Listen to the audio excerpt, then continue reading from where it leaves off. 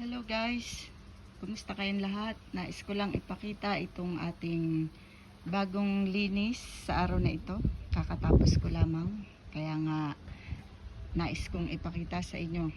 Nag-ayos tayo rito at saka naglinis ng ating terrace para naman lumamig dahil summer nga ngayon. Ito ang sampagita na ating inaalagaan ngayon.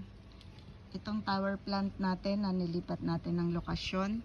O diba? Pinatong ko yan sa bato. Ayan. Ito naman po na siyang nag-udyok sa akin na maglinis. Bugambilya yan. Ako ang nagpatubo. Kinat ko lang dun sa sanga ng bugambilya na. Dahil gustong gusto ng anak ng alaga ko. Ayan. Natutuwa siya mamaya pag nakita niyang may dahon na. Ayan, naglinis ako. Ito naman ay money plant kung tawagin.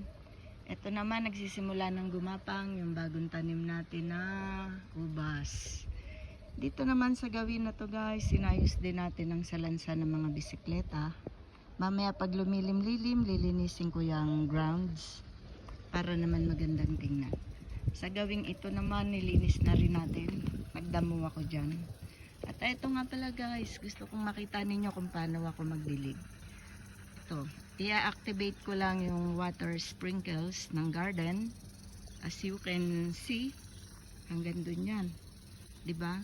Yun naman ay dates, tamar sa Arabic at saka Hebrew.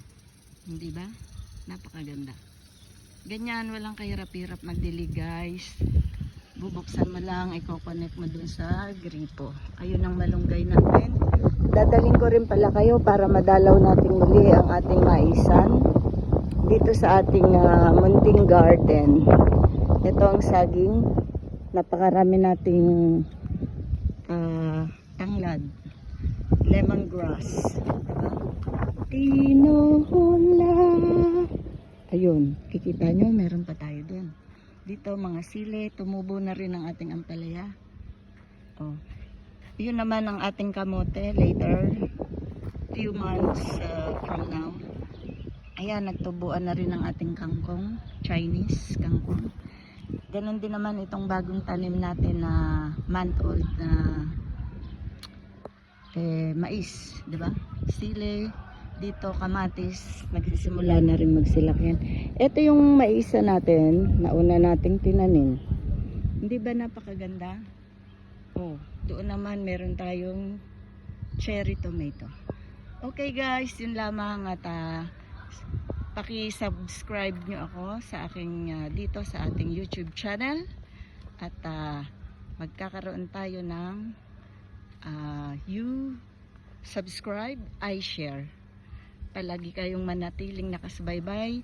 Paki-follow nyo rin ako sa aking page, Rem Abara, Facebook page. Para updated kayo pag tayo ay magpapa-Gcash.